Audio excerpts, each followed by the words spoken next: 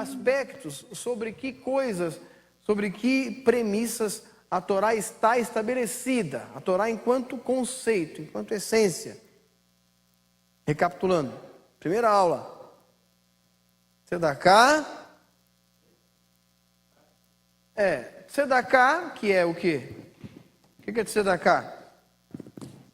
Justiça. E a justiça se fundamenta no Hesed. O que significa Hesed? Misericórdia, pode entrar. Misericórdia, bondade, piedade, devoção,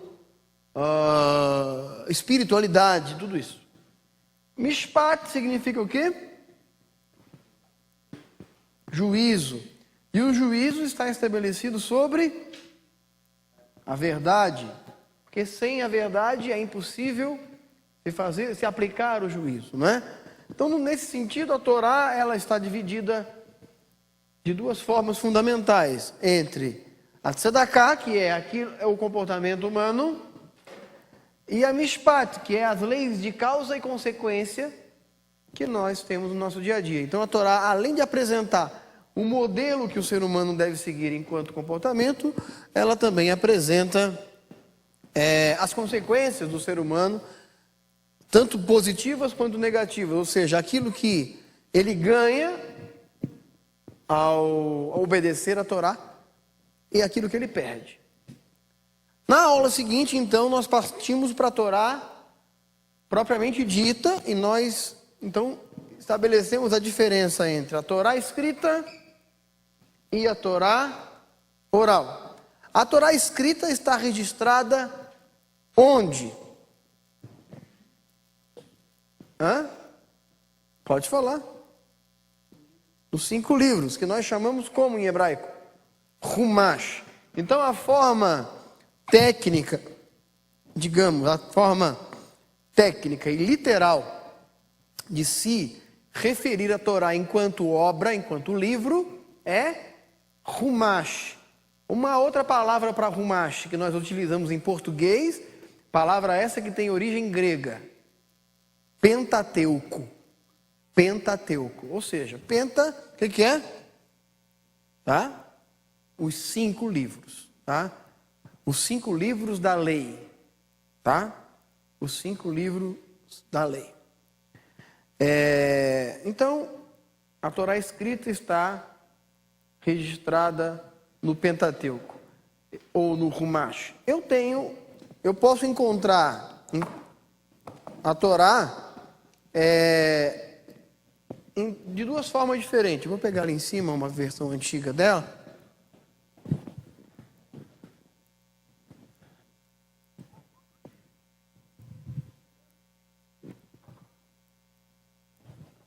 Daqui. Está aqui a forma antiga da Torá. Vou mostrar a nova mesmo. A forma mais recente que nós temos dela em português é essa aqui, que vocês conhecem. Tá? Vocês conhecem.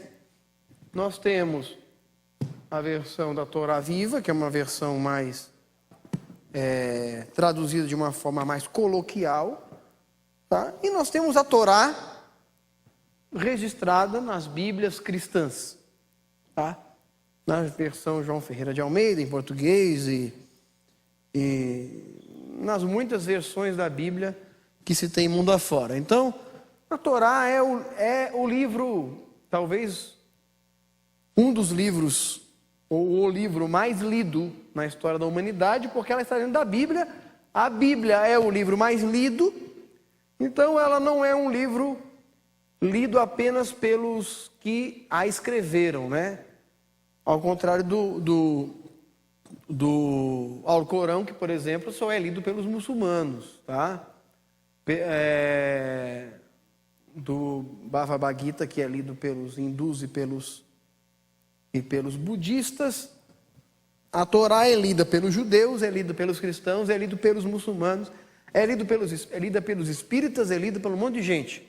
Todo mundo que lê a Bíblia ou que já leu a Bíblia já teve a oportunidade de manusear a Torá. Então, quando a gente fala Torá, muita gente pergunta, mas eu não tenho uma Torá. Você tem na sua Bíblia. Se você não tem, você consegue uma até gratuitamente. Tá? Bom, e o registro da lei oral? Porque a lei que era oral não é mais oral. Isso a gente ainda se refere a ela como lei oral. Tá? A gente ainda se refere a ela como lei oral. Mas, na verdade, hoje a lei oral está em forma escrita. E onde está registrado, tá, o compêndio da lei oral? No Talmud, tá? O que é o Talmud? Em poucas palavras.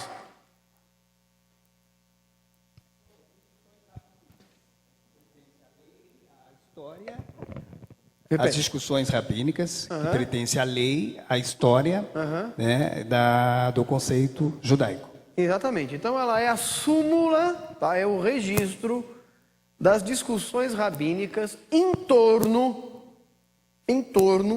da aplicação da Torá, tá? E ela se baseia em dois principais versículos. Eu já vou falar deles. Eu quero apenas registrar um estudo que eu tive a oportunidade de escutar, né, em áudio na internet, onde uma certa pessoa faz uma abordagem a respeito da Torá, do que no judaísmo nós chamamos de Maasei HaTorá, tá?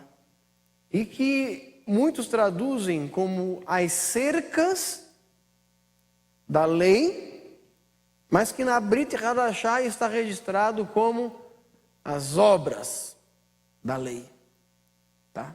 Maasei HaTorá, as obras da lei.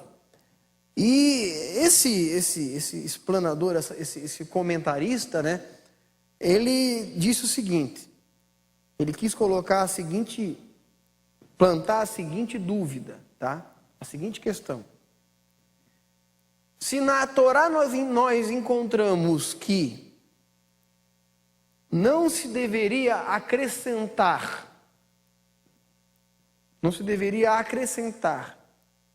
nada em seu texto que havia sido revelado a Moshe, como então nós podemos aceitar a existência de uma lei oral paralela, com uma série de mandamentos que nós não encontramos na Torá escrita? E então ele disse algo que me chamou a atenção e que eu quero contestar aqui. Ele disse que os rabinos, para sustentar a sua tradição e para impedir que as pessoas viessem a transgredir a Torá, estabeleceram cercas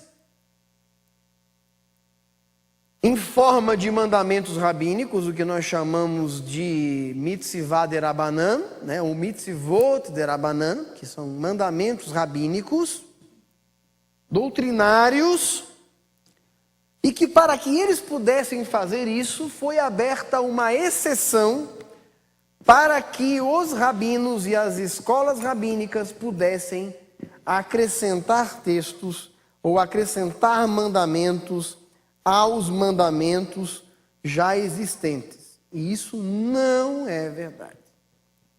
Isso não é verdade. Isso é uma informação imprecisa e que não procede. Na verdade, a autorização para se, entre aspas, criar mandamentos rabínicos vem da própria Torá. Tá? E onde é que nós encontramos isso? Eu falei semana passada. É a própria Torá quem orienta a respeito da forma como ela mesma deve ser interpretada. E onde é que nós encontramos isso? Onde é que nós encontramos base para isso? Vamos lá. Puxa aí na memória. Hiroshi, eu acho que é daquele texto lá que diz assim, quando surgisse alguma dúvida que devesse ir no juiz daquele dia e ele dirá o que fazer, né? Certo. Então tá. Deuteronômio 17. Tá? Então, vamos pegar aqui uma suposição. Gente, olha só. A Torá fala assim: se um homem furtar um boi, ele deve devolver 4 bois. Tá? Mas se um homem roubar uma ovelha, ele deve devolver? Hã? Não. É o contrário. O boi é 5, a ovelha é 4. Por quê? Pode dificultar um pouco mais. Não, veja bem. O rapaz roubou um boi, vai pagar 5 bois. Roubou uma ovelha, vai pagar 4. Aí os rabinos discutiram esse texto. Bom, por que a ovelha você paga menos? Bom, tem vários motivos que poderiam ser entendidos. Primeiro motivo: como é que você faz para roubar um boi?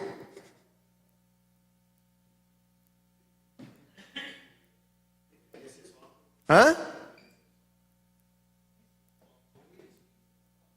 Não, você rouba um boi escondendo o boi. Você não pode sair com o boi carregando ele nas costas.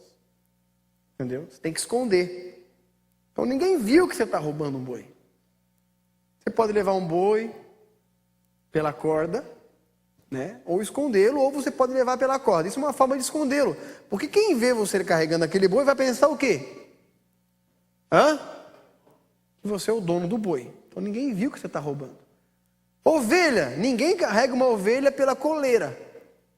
Como é que se rouba uma ovelha? Carregando nas costas. Se você é o pastor de ovelha, como é que você carrega a ovelha? Ela vai atrás de você. Então, se você está carregando uma ovelha nas costas, você está roubando. Então, você sofreu a humilhação de ser visto. Aquele que roubou uma ovelha foi visto. E pelo fato de ter sido visto, pagou o preço da humilhação e por isso paga uma ovelha a menos. Interpretação rabínica. A pena é um pouquinho reduzida pela vergonha de ter roubado. Minha mãe falava, vergonha é roubar e não poder carregar. Tinha um ditado que a gente falava quando era criança. Por quê? Porque quando você carrega, você foi pego em flagrante, né? Então tem uma redução da pena pela humilhação que o ladrão sofreu, tá? É outro motivo apresentado pelos rabinos. Quem rouba um boi, rouba para quê? Para matar, para comer. Uma família consegue comer um boi inteiro? Uma vez só? Naquela época tinha freezer. Mas mesmo com sal? Não, vendia a carne do boi depois. Então quem roubava um boi, roubava para vender. Quem roubava uma ovelha, roubava para comer. Então isso também é um fator atenuante. Tá, mas eu não roubei um boi e eu não roubei uma ovelha. Eu roubei um sapato. Um par de sapatos. É um boi ou é uma ovelha?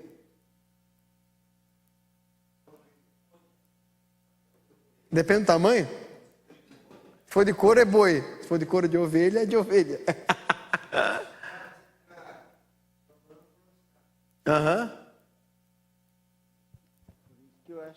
Então, um sapato você está roubando para usar. Ninguém rouba um sapato se não estiver precisando. Hoje em dia rouba para trocar por maconha, esse tipo de coisa. Mas naquela época, roubava para usar. Sim. Né?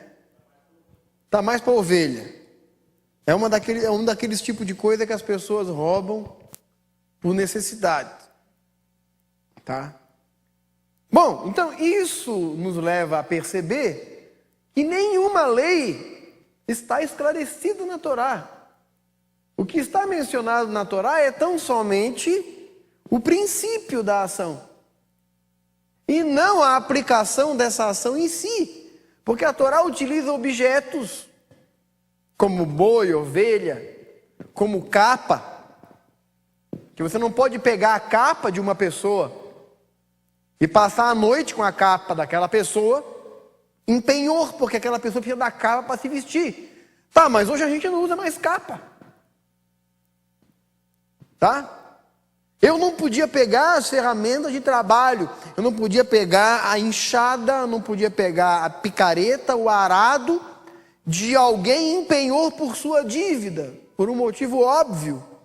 Aquela pessoa não ia poder pagar a dívida se ela não tivesse o seu instrumento de trabalho. Tá? Vou pegar o exemplo do Beto aqui. Para quem não conhece o Beto, ele é pintor. É como se o Beto estivesse me devendo e eu fosse lá e confiscasse os pincéis, as telas, as tintas. Entendeu? Ou o senhor estivesse me devendo, o Raveri ou eu estivesse me devendo, e eu fosse lá e confiscasse as máquinas de costura, as linhas, os aviamentos e os tecidos que ele tem. Enquanto ele não me pagar, eu não devolvo. Então, mas a Torá não fala máquina de costura. A Torá fala só capa, mas como a dele não é capa, é máquina de costura, eu posso pegar. Então, por aí você vê que todo o mandamento, todos os princípios, todas as mitzvot que nós temos na Torá, precisam passar por um processo de interpretação para que possam ser aplicados. Tá? E aí nós temos um texto ainda mais importante, talvez até do que esse citado, que é um texto dos Salmos, que eu quero ler com vocês. Abram em Salmos.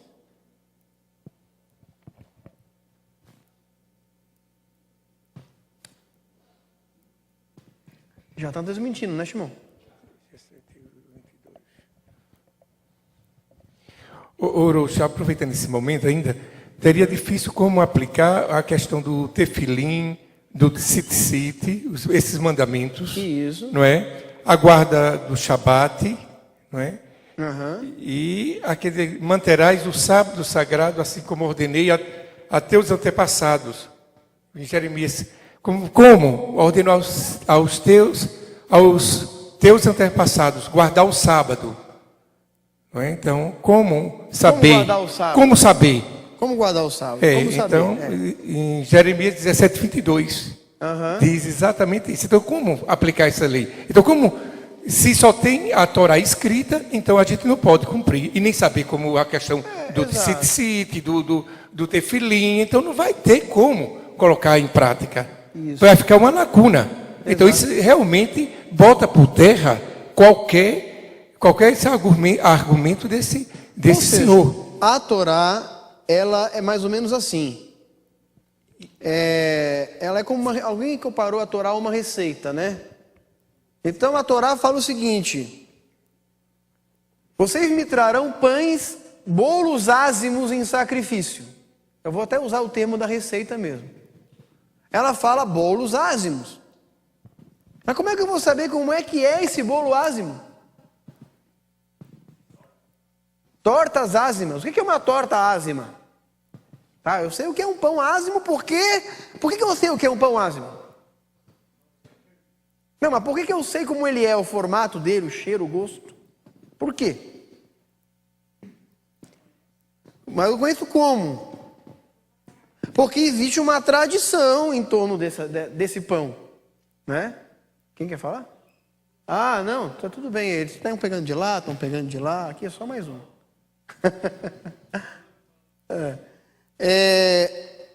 Então, eu tenho uma tradição, eu tenho uma orientação baseada naquilo que eu trago. Então, a Torá me manda fazer franjas nos meus vestuários, tá? Colocarás franjas nos 4 cantos dos vossos vestuários. Aí chega um camarada aqui, como já apareceu muita gente, camarada coloca o tzitzit aqui na presilha da calça. 4 franjas. E aí? Tá certo? Quem falou tá? Você não falou nada? Você falou tá. Você falou tá. Por que tá? Não fala, já que você falou que tá. Por que você acha que tá certo? Você falou não? Tá bom, eu vou acreditar em você. Mas pode ser um tá. Mas Pode ser um tá, tá observação. bom. Tá. Não está especificando onde, só está dizendo para colocar os 4, mas não como. A calça é roupa. Mas tá faltando uma coisa. Oi? Onde estão os 4 cantos da calça? Então, interpretando nos dias de hoje pela pessoa, as 4 preguinhas. Não, mas onde é que estão os cantos da calça? A calça Não tem, tem canto. Por que não tem canto? porque é redondo. Porque ela é redonda, gente. Tá lógico isso. Não tinha, mas tinham roupas com 4 cantos.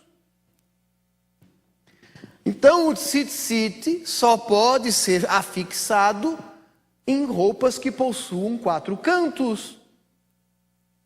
Um exemplo de roupa de 4 cantos: a túnica.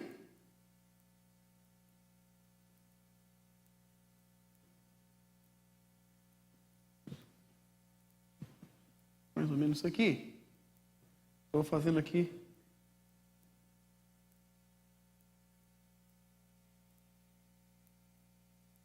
Tá? Uma túnica que ela seja costurada lateralmente e com 2 aberturas. As túnicas tinham 4 cantos. A camiseta, algumas têm 4 cantos, outras não têm, porque algumas hoje já são feitas inteiras, são feitas em tubos, como se fosse um tubo, né? Então essas não têm 4 cantos. Então uma camiseta, para poder se colocar um tzitzit numa camiseta, ela tem que ter 4 cantos, ou seja, ela tem que ser um tecido dobrado em 2, um buraco no meio, costurado dos lados e que tenha deixado 4 cantos. Ela pode ter tzitzit. Mas uma camisa pode ter tzitzit? Por quê? Porque ela só tem, é como essa minha jaqueta, ela só tem 2 cantos. Pode ter tzitzit. Porque colocarás nos 4 cantos do vosso vestuário. Mas ninguém pensou nisso, os rabinos pensaram. Fala que os tzitzit deveriam ser para lembrar o mandamento. Então, como é que você vai lembrar do mandamento? Me diga. Você vai colocar o tzitzit lá e vai escrever mandamento no tzitzit, vai colocar lá uma franja com 600 mandamentos lá, ou 600 franjas. Como é que você vai fazer? Eu creio que na Ética de Sião de Ulig, um rabino Ética do Sinai. do Sinai foi convidado por uma, né, e quando ele tirou a roupa, ele viu que ele estava vestido do tzitzit, aí ele caiu fora. Então, Quer dizer, lembrou do mandamento, né? eu entendi o que você quer dizer. É uma história rabínica de como ele foi cometer um adultério, e no momento que ele foi cometer o ato de adultério em si, ele tirou a roupa e ele viu que estava de tzitzit e se arrependeu e desistiu de cometer aquele ato pecaminoso. Sim, ele está ali para isso, mas como é que aquele tzitzit vai me lembrar do mandamento? Então ele tem que ter algo nele que diferencie ele de qualquer outra franja, porque franja todo mundo usa. Cowboy usa franja também. Na roupa. E aí? Então, os rabinos combinaram que... E aí não existe uma única forma de se fazer o tzitzit, eu quero até explicar. Tá? Existem 2 principais formas hoje. A Ashkenazi e a Sefaradi. E eu não vou me aprofundar nesse caso, que não é o teor aqui, né? Mas os Hassidim, os Ashkenazim fazem de uma forma que a soma de nós, junto com a palavra de tzitzit, nos chega ao número de 613. Tá? Então a palavra de tzitzit tem um valor numérico igual a 600, tá? São 8 fios mais 5 nós. 5 nós, 8 fios, dá quanto? 13. Mais 600, 613. Agora, as voltas em torno dessa bobina, tá? É que muda de Ashkenazi para o Sefaradi. O Sefaradi faz o nome de Deus. Yod, Re, Vav, Re. Nos intervalos dos 5 nós. 10, 5, 6, 5. Ashkenazi faz 7, 8, 11, 13, baseado em conceitos cabalísticos. Essas as duas formas de se dar os nós do tzitzit. Mas a gente nunca ia saber isso, porque eu não tenho como adivinhar o que Deus estava pensando quando Ele me mandou colocar franjas, e que quando eu olhasse para essas franjas eu devia lembrar dos mandamentos. Então, a Torá foi dada ao homem aberta, é o que eu costumo dizer. O que significa aberta? Ela foi dada para que o homem pudesse interpretá-la e aplicá-la. Então, a Torá depende do homem, tanto quanto o homem depende da Torá. Tá? Então, o texto que eu queria trabalhar com vocês, nesse sentido, corroborando com essa premissa, é o texto do Salmo 119. Então, quem instituiu o Sinédrio foi Deus. Diz aí pra gente. Aqui está escrito Conselho Tribunal. Conselho Tribunal, exatamente. É um tribunal formado de 72 anciãos. Mas por que 72, Rosh? Se o texto da Torá fala 70. Moshe e Arão. 70 anciãos, mais Moshe e Arão. Quando Arão morreu, Elazar assumiu o seu lugar. Quando Moshe morreu, Josué assumiu o seu lugar dentro do Sinédrio. Tá?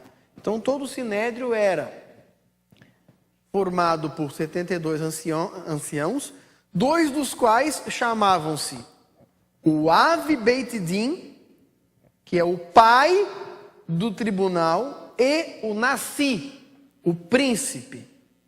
O pai do tribunal representando a cadeira de Arão, e o Nassi, o príncipe, representando a cadeira de Moisés, dentro do tribunal rabínico de 72 anciãos. Lembrando ainda que a própria Torá menciona na Parashá de Mishpatim que juízes e policiais instituirás para ti em cada cidade. Significa que além do Sinédrio, que era o supremo tribunal, a suprema corte, existiam ainda os tribunais locais, de primeira instância, em cada uma das cidades onde os judeus se estabeleceriam dentro da terra de Israel. Mas isso, já deixa eu falar, mas isso só tem validade dentro da terra de Israel, porque até então eles estavam no deserto, e eles tinham, então, o Sinédrio apenas, e tinham os líderes de 10, os líderes de 50, os líderes de 100, os líderes de 1000, tá? Fala aí, Rav Shaul. Não, é que no livro de Esdras e Neemias, quando eles fizeram o púlpito, eles colocaram homens para ensinar, para interpretar. Isso, para interpretar. Então, Esdras lia, Esdras lia, parava, e ele, juntamente com os que estavam com ele, explicavam. E a partir dessas leituras que Esdras fazia, é que a tradição vem dizer que eram as aliote. Daí teriam surgido as aliote. Esdras lia, parava. Aquele texto ali era um aliá. E aí interpretava. E assim por diante. Tá? Então, gente, não dá para desvincular a Torá da tradição rabínica. É impossível. Então, qualquer um que vier com aquele papo de sempre, eu creio no judaísmo bíblico, não creio no judaísmo rabínico, o cara está falando uma grande bobagem, uma grande idiotice. Porque a própria Brit Hadashah, os próprios escritos da Brit Hadashah, do apóstolo Paulo, principalmente, Shaul Rachalia, vem dizer o seguinte, que a eles pertencem a lei. Quando fala a eles pertencem à lei, não está falando do Rumash, Ele está falando... Não, ele está falando que aos judeus pertence a lei, ou seja, aos judeus pertencem o direito de aplicar, de interpretar, de entender, porque a Bíblia, a Torá, no caso, foi escrita por judeus, e só ele pode entender. Eu sempre uso o exemplo da Asa Branca, né? A música do cancioneiro popular brasileiro, tá? Se um americano vier e tentar entender a música Asa Branca de Luiz Gonzaga, ele não vai conseguir entender.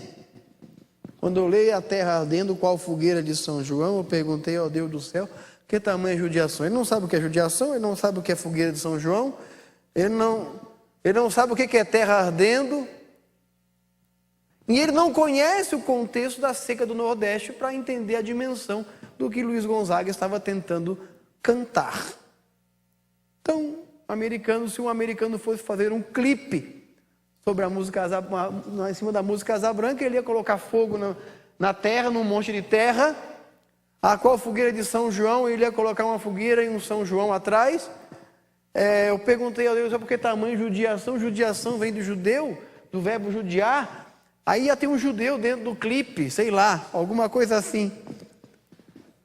Porque ele é surrealista, completamente surreal, né? Uma coisa completamente fora do absurdo, né? Então, se você quer compreender a Torá, você tem que compreender o pensamento judaico da mesma maneira. Era judeu, e por isso ele tinha condições de entender a Torá no seu contexto judaico. Agora, um gentio que abre a Bíblia hoje lá e fala, é assim. Sim. Repete isso para mim, por favor. Vai, repete. Repete para o nosso internauta saber. Ele mandou trazer os pergaminhos quando ele estava na prisão. Isso. E ele ordenou a Timóteo que se ocupasse em ler. Agora Ocupa-te em ler. Hã? Ocupa-te em ler. Ocupa-te em ler. Eu gosto muito desse texto aqui. Atos 26, verso 24, diz assim: dizendo ele essas palavras em sua defesa, Festo o interrompeu em alta voz e disse: estás louco, Paulo, as muitas letras te fazem delirar. Eu gosto desse texto. Esse texto está dizendo que o apóstolo Paulo era um homem letrado, sabe? Ele era um cara fantástico, ele conhecia a Torá, ele conhecia a tradição oral, que na sua época não estava escrita ainda, era apenas da tradição oral, tá? Apenas, ela estava na forma oral. Ele era um aspirante ao sinédrio nessa época, tá? Já destituído, né? Porque já... Livros e pergaminhos. Só uma pergunta.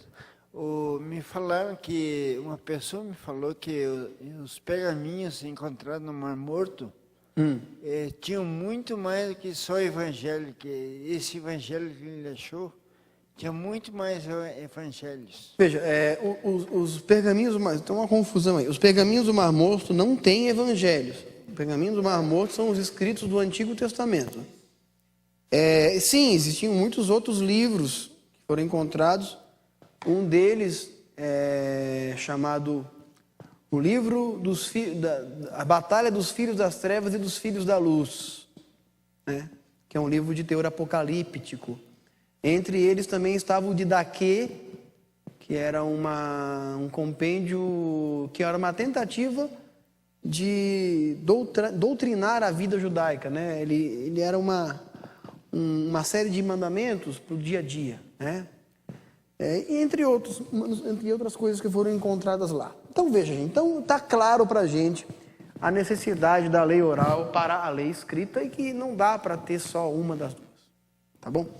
Claro, agora a lei oral ela está registrada no Talmud. Vocês fizeram um trabalho, eu pedi para vocês fazerem, onde vocês estudaram lá quais eram, em que ordens, porque o Talmud é dividido em 6 ordens, né? Em quais ordens o Talmud se divide e o que mais ou menos fala cada ordem e os seus tratados, Tá? Vocês acharam isso na internet? Tá bem fácil na internet isso, tá? E a Haggadah, né?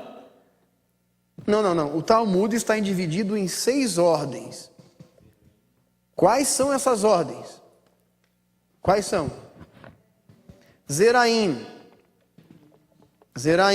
que significa o quê? Sementes. O que ela discute? Rezas e bênçãos, dízimos e leis agrícolas. Moed, significa o quê? Festival ou festa.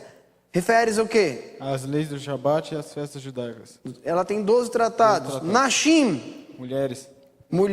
Cerca do casamento e divórcio. Casamento, divórcio. Algumas formas de juramentos e as leis do Nazir, 7 tratados. Nazireado. Nezikim. Danos. Ocupa-se da lei civil e criminal, o funcionamento dos tribunais e juramentos. Então, veja bem, ela discute a forma de julgar. É uma ordem muito importante, tá? 10 tratados. Ele é o código civil dos judeus, tá? O tratado de Nezikim, ele se ocupa das leis civis e criminais. E estabelece como uma pessoa devia ser julgada diante de um tribunal, tá? Isso é muito importante. Kodashim. Coisas sagradas. Acerca dos rituais de sacrifícios, as atividades do templo e as leis alimentares. Discute Kashrut, tá? 11 tratados. Por nossos dias. Rituais de sacrifício e atividades do templo. Veja, baseado no tratado de Kodashim, existe uma instituição em Jerusalém chamada Instituto do Templo, que é quem tem pronto já todos os utensílios para a construção do terceiro Beit HaMikdash, terceiro templo. Diga lá, Vershimuel. Eles reconstruíram 102, se não me falha a memória, 102 ou 107 os utensílios do templo. Isso. Para a reconstrução, exatamente. Isso. Ele só não construiu a Arca Sagrada, porque essa não pode ser reconstruída, tem que ser encontrada. Exato. Tá? Inclusive até a clonagem da vaca vermelha, né? Da novilha vermelha, eles conseguiram fazer a clonagem exata. Exato. Tudo do templo. E, por último, o quê? Taharot. Purezas. O Tahorot ou Taharot, né? Purezas. Relativa às leis de pureza e impureza, incluindo a impureza do morto, as leis da pureza ritual dos sacerdotes, Kohanim, as leis da pureza familiar, as leis menstruais e outras. 12 tratados. Então, agora, se você clicar, você pegou isso aí da Wikipedia, eu acho... A Wikipedia, gente, eu vou dizer uma coisa para vocês. Existe um texto no Tanar que fala que nos últimos dias a ciência se multiplicaria, né? E que Deus se tornaria acessível a todos os homens. Eu creio que a internet tem um monte de porcaria, um monte de coisa ruim, né? Mas a internet está revolucionando a informação. Está não, lá revolucionou já a informação. A informação deixou de ser algo de alguns e ela está disponível àqueles que procuram ela, não é? E se vocês não sabem, a Wikipedia, ela é completamente mantida por donativos e ela é escrita por pessoas comuns, tá? Pessoas entram lá e as pessoas escrevem. E por isso ela dá certo. Ela universalizou o conhecimento. Então eu pego o meu conhecimento e jogo na Wikipedia. Se esse conhecimento for mentiroso, esse comentário vai ser retirado de lá, porque pessoas vão entrar e vão dizer que aquilo não é verdade. Então existem fontes, ela cita inclusive as fontes de onde foram tiradas. É uma ferramenta fantástica. Claro que é superficial, é óbvio, não é aprofundado, é claro, mas é o essencial. Então se você clicar em lá na Wikipedia, se você clicar em cada uma das ordens, você vai ter os tratados. Tá? Por exemplo, o tratado, a ordem de Zeraim, ela tem 11 tratados. Ela traz uma introdução sobre o que cada ordem, sobre o que a ordem fala. E aí tem os tratados, o mais famoso deles, talvez, porque foi um dos poucos traduzidos para o português. Berachot, que discute as bênçãos, tá? As rezas. PA, esquina, discute aquelas partes que eram deixadas para o pobre. Demai, produto duvidoso, ou seja, discute as leis do lucro, tá? Ou da relação comercial. Quilaim, 2 tipos, tá? Não sei o que discute, não estudei esse tratado ainda. Shiviit, as leis do 7º ano, tá? Terumot, as doações, discute como a questão da tzedakah. Maserot, os dízimos. Halá, o pedaço da massa, discute o pedaço da massa. As leis relacionadas à extração da massa e o que fazer com elas sempre que você for fazer, de acordo com cada cereal utilizado. Orlá, enxerto, e bicurim, primeiros frutos, que discute as primícias, tá? Bom, aí se você clicar em cada ordem, você vai ter lá os tratados. Moed, tem lá festas, aí vai ter lá os tratados, e assim,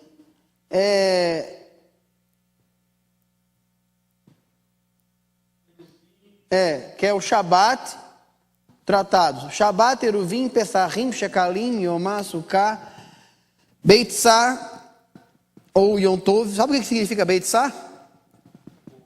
Ovo. Por que alguém colocaria o nome de um tratado de ovo? Por quê? É usado, né? Mas por que o nome do tratado é ovo? Porque assim como as parashot, os tratados recebem o nome das palavras que iniciam o texto. Simplesmente por causa disso.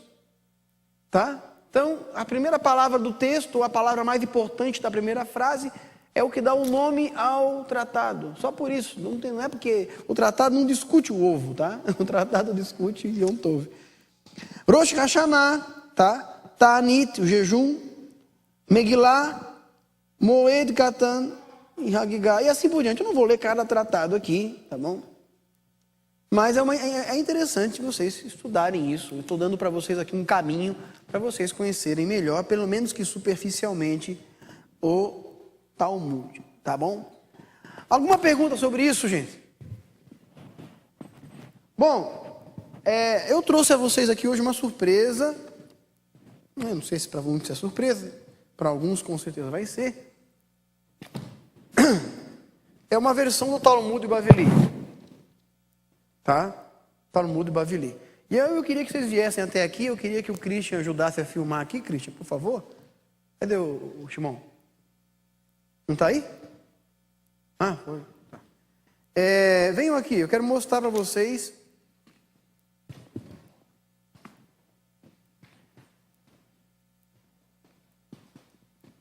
Venham aqui, todo mundo vem aqui, todos venham aqui. Eu preciso que você vai ter que pegar a câmera na mão. Deixa só um espacinho aí para a câmera pegar, aqui no meio aqui. Tá? Esse aqui é o Talmud. Tá? Vou pegar as páginas mais iniciais aqui dele. Aqui está mais fácil. Lembra que eu falei para vocês da Mishnah e da Gemara? Então veja. A Mishnah foi a primeira compilação, tá? Foi a primeira compilação das resoluções rabínicas desde Moisés até a destruição do segundo templo. E ela está localizada aqui no centro da página, tá? Então isso que está no centro da página é a Mishnah. A Mishnah foi discutida em 2 academias diferentes. A Academia de Jerusalém e a Academia da Babilônia, que gerou as 2 Gemarot, tá? Essa Gemará desse Talmud é a Gemará da Babilônia e ela está localizada na página aqui ao redor da Mishnah. Então aqui ao centro você tem a Mishnah E aqui ao redor você tem a Guemará, que é a explicação da Mishnah. Só que se você perceber, a Guemará está escrita com um alfabeto diferente do alfabeto aqui de dentro, tá? Se vocês perceberem bem, ela está usando um alfabeto diferente. Isso aqui é outra língua? Não, não é outra língua. É hebraico. Só que o alfabeto que tem esse alfabeto com essas letras diferentes é chamado alfabeto de Rashi. Tá? Era a forma como Rashi, o rabino, um grande rabino da Idade Média, era a forma da caligrafia dele. Tá?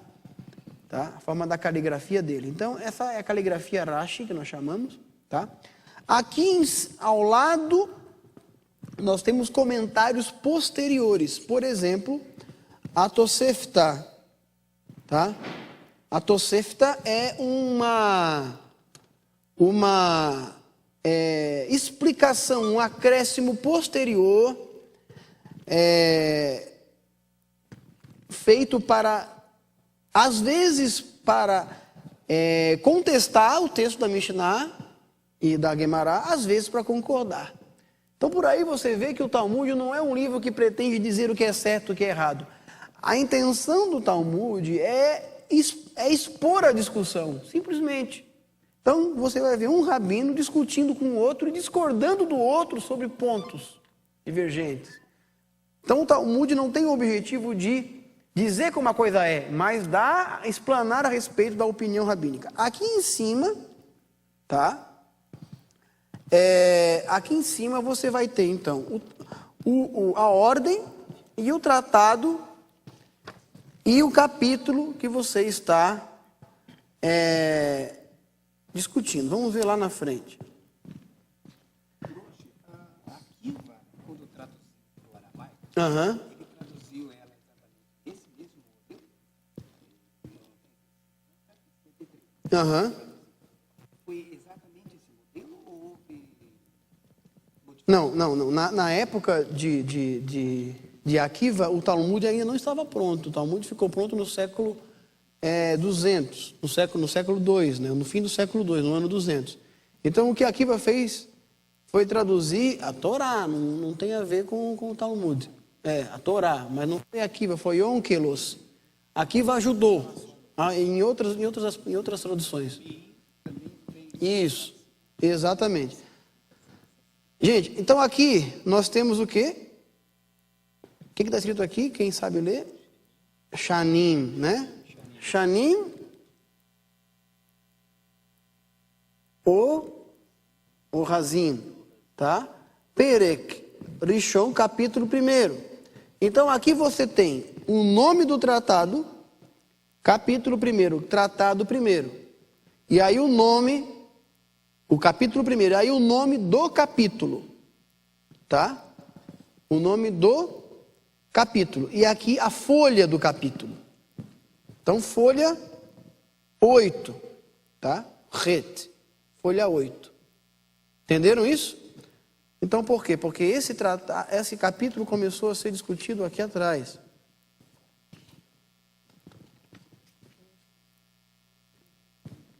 Em hebraico. Tem em inglês também. Em português tem pouquíssimos tratados que já foram traduzidos. Não tem o Talmud completo em português, não existe. O que você consegue muito é fragmentos dele em livros que discutem casos específicos, tá? Então aqui você tem o início do capítulo, folha 1, que no caso aqui não tem, folha 1, folha 2, folha 1, folha 2, folha 3. Então você localiza um texto dentro do Talmud dessa forma, sabendo em que ordem ele está escrita, em que capítulo, em que tratado ele está discutido, em que capítulo está e em que folha do capítulo. E aí os capítulos também têm nome. Tá bom? Então, alguma pergunta sobre isso? Foi algo bem superficial, bem resumido, mas já deu para vocês terem uma ideia. Então agora você já deu para ver que vocês... Já dá para dizer que vocês viram um Talmud. Isso, exatamente, como um livro de cartório. Exatamente. Tá? Ele é como um estatuto, ele tem um formato como de jurisprudência. Tá? Bom, dentro da lei escrita, nós precisamos levar... Então, deixando a lei oral para lá, né? Quando nós fizemos o curso de lei oral, o curso de Talmud, nós vamos estudar a origem, a história, a formação, a estrutura e a aplicação. Tá? Então, a lei oral, como é que eu posso definir a lei oral de uma vez por todas? A lei oral é a interpretação, a interpretação e a tradição em torno da lei escrita. Tá? E aí, a lei oral, ela não tem mitzvot de Rabanan, que nós também podemos chamar de midrash. Tá? Então, existem 2 tipos de midrash, ainda recapitulando. Quais são os 2 tipos de midrash? Haggadah e Halachá. Halachá significa o quê? O que significa Halachá? Ou Halachá? Caminho. Significa caminho, vem do verbo halach, que significa andar. Então é interpretações doutrinárias. E as Midrash Haggadah, Midrashim Haggadah, o que é? São contos, são ilustrações, são parábolas que tentam salientar princípios, tá? E não questões literais, mas elas tentam ensinar princípios, tá? Muito bem, nós vamos estudar isso no Talmud. Na lei escrita, nós temos que estudar a origem, a história, a estrutura, a análise, a tradução e a interpretação, que é o mais importante. Então vamos falar um pouquinho sobre a origem da Torá. Nós discutimos aqui na aula passada a respeito da autoria, né? Então, a autoria da Torá, ela é atribuída a Moshe. Quando eu uso a palavra atribuída, o que eu estou querendo dizer?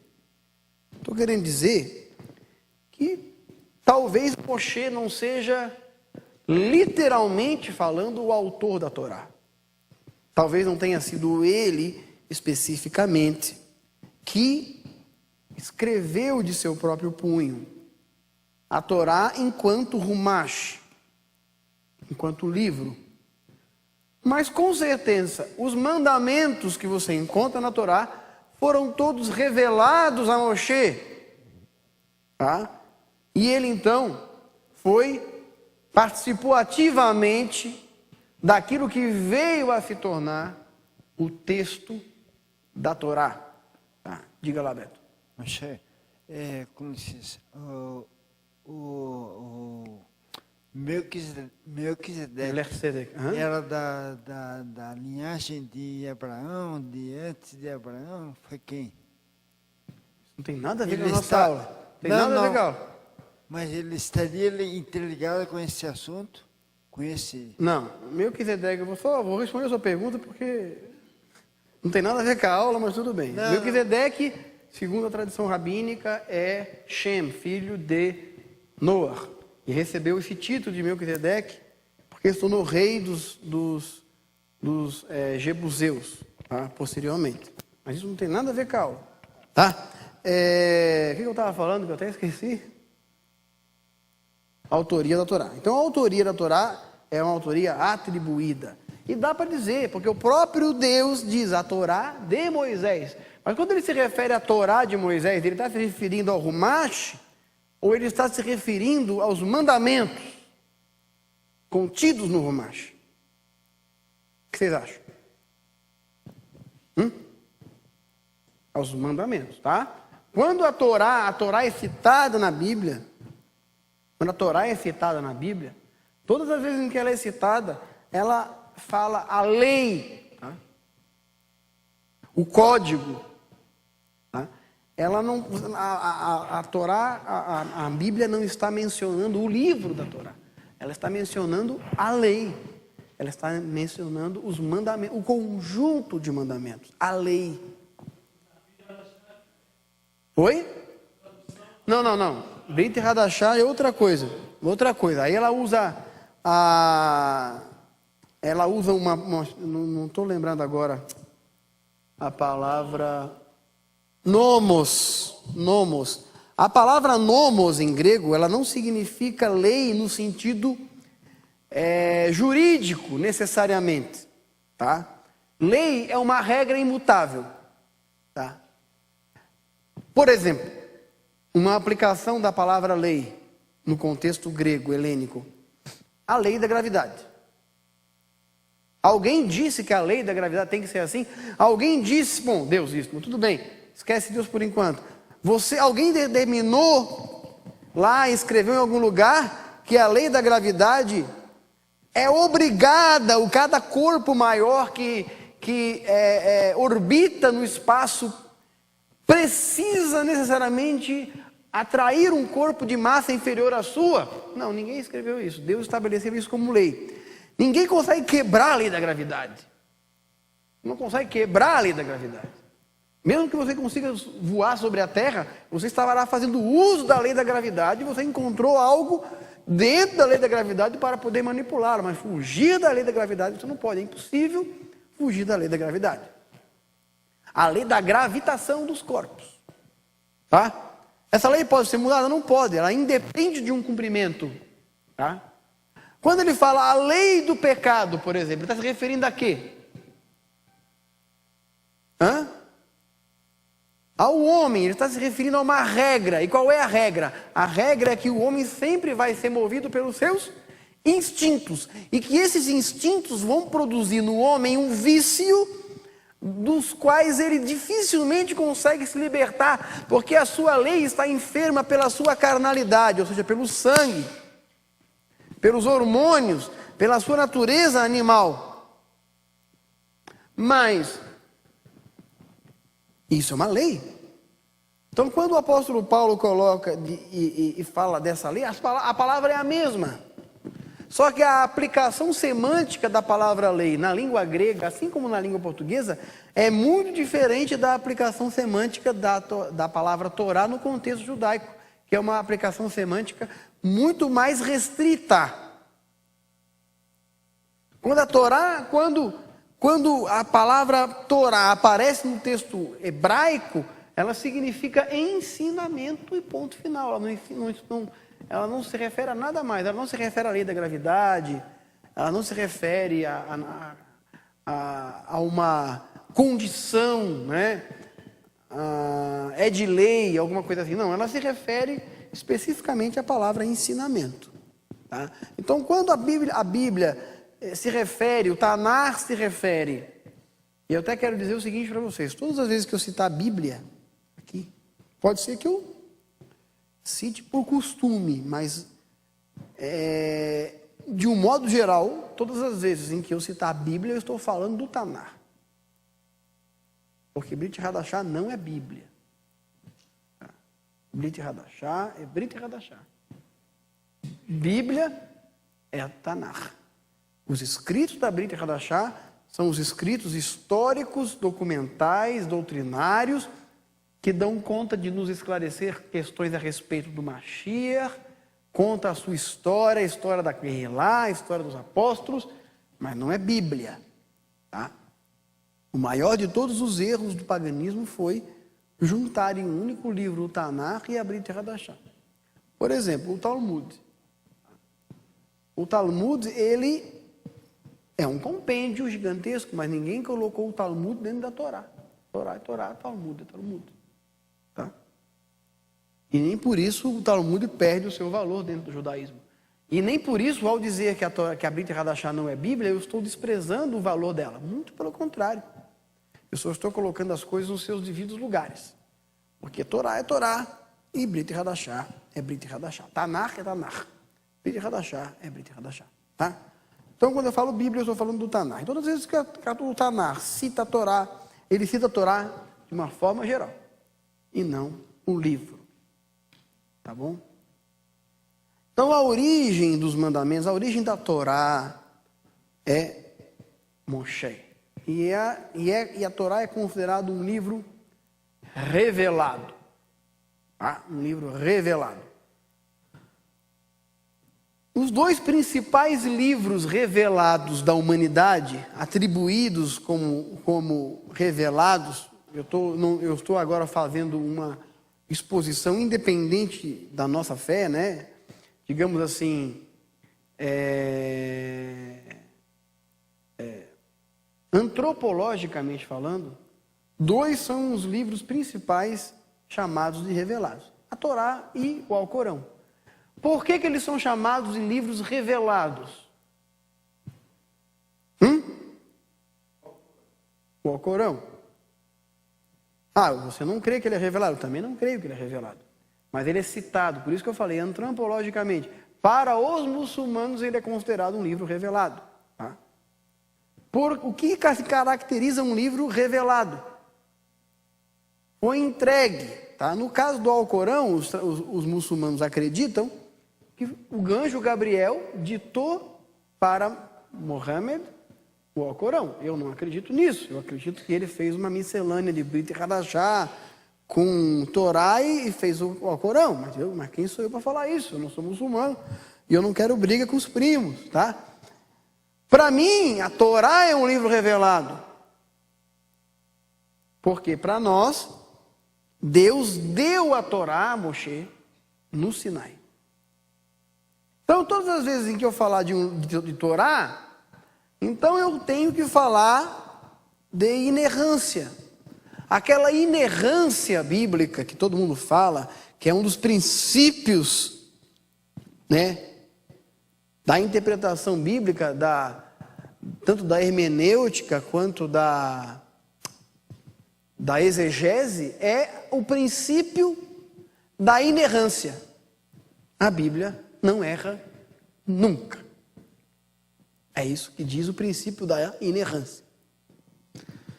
Mas isso não é verdade. Por que não é verdade?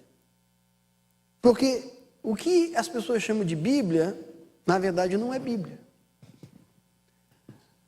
O que as pessoas chamam de Bíblia é um conjunto de livros que foram escritos com centenas, dezenas de anos, algumas de milhares de anos de diferença, e que foram organizados dentro de um único livro. Então a Bíblia não é um livro, a Bíblia é um conjunto de livros.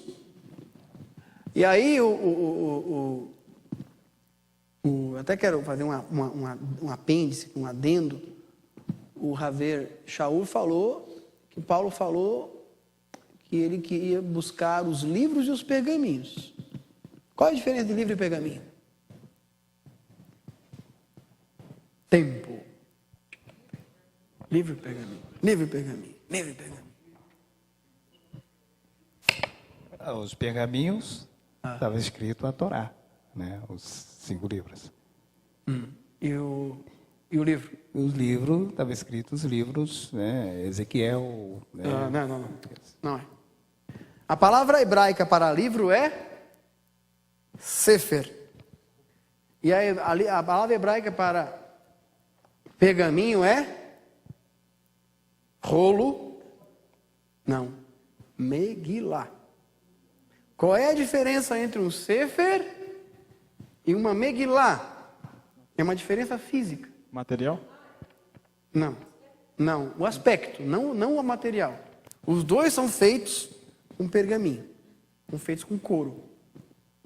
A diferença é que a Megilá abre de um lado só. Vocês querem um exemplo de uma Megilá? É a Megilá de Esther. Nós temos uma ali dentro da arca. Ela só abre para um lado. É um rolo só, aberto assim. Tá?